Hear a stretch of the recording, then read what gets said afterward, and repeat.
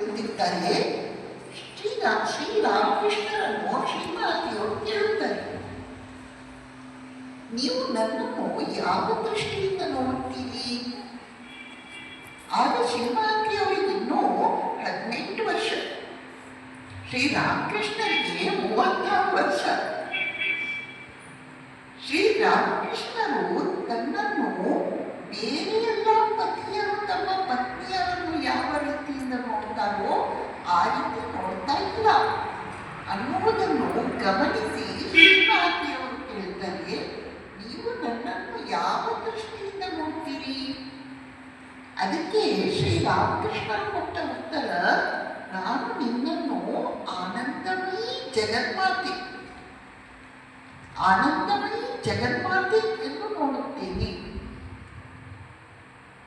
ಇನ್ನೊಮ್ಮೆ ಶ್ರೀಮಾತೆಯವರು ಶ್ರೀರಾಮಕೃಷ್ಣರ ಪಾದವತ್ತಾ ಇರ್ತಾರೆ.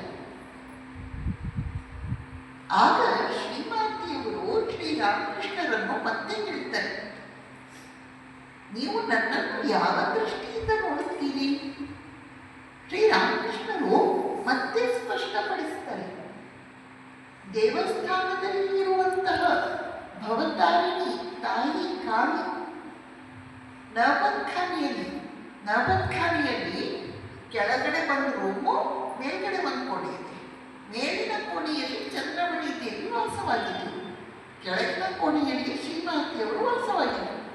ನವಖಾನಿಯಲ್ಲಿ ವಾಸವಾಗಿರುವ ನನಗೆ ಜನ್ಮವನ್ನು ನೀಡಿದಂತಹ ತಾಯಿ ಮತ್ತು ನೀನು ಮೂವರೂ ಒಂದೇ.